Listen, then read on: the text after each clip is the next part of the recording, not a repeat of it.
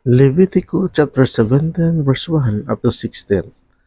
At sinalita ng Panginoon kay Moises na sinasabi, iyong salitain kay Aaron at sa kanyang mga anak at sa lahat ng mga anak ng Israel at sabihin mo sa kanila ito ang inuutos ng Panginoon na sinasabi.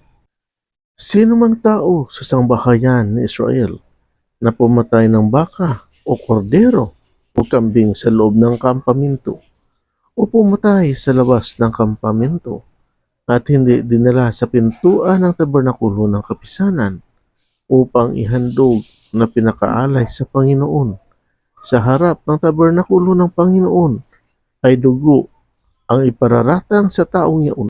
Siya ay nagbubunag dugo at ang taong yaon ay ihihiwalay sa kanyang bayan upang ang mga anak ni Israel ay magdala ng kanilang mga hain na inihahain sa kalawakan ng parang sa makatawid bagay upang kanilang dalhin sa Panginoon sa pintuan ng tabernakulo ng kapisanan sa sasardute at ihain sa Panginoon ng mga pinakahandog tungkol sa kapayapaan.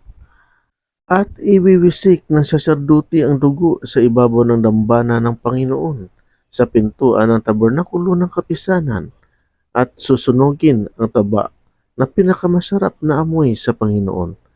At huwag na nilang ihahain ang kanilang mga hain sa mga kambing na lalaki na kanilang pinananaligan. Magiging palutuntunan nga magpakailanman sa kanila sa buong panahon ng kanilang lahi. At sasabihin mo sa kanila, sino mang tao sa sangbahayan ni Israel o sa mga taga-ibang bayan na nakikipamayan sa kanila, na naghandog ng handog na susunugin o hain at hindi dinala sa pintuan ng tabernakulo ng kapisanan upang ihain sa Panginoon, ay ihiwalay nga ang taong yaon sa kanyang bayan.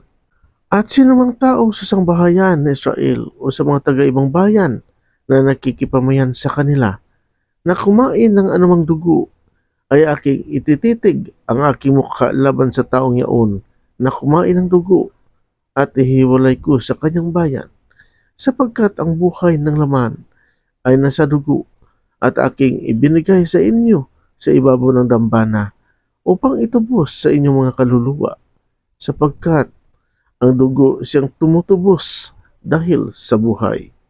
Kaya't ang aking sinasabi sa mga anak ni Israel, sino man sa inyo ay huwag kakain ng dugo, niyang taga-ibang bayan na nakikipamayan sa inyo ay huwag kakain ng dugo. At sino mang tao sa mga anak ni Israel o sa mga taga-ibang bayan na nakikipamayan sa kanila na manghuli ng hayop o ng ibon na makakain, ay ibubuhos niya ang dugo niyaon at tatabunan ng lupa.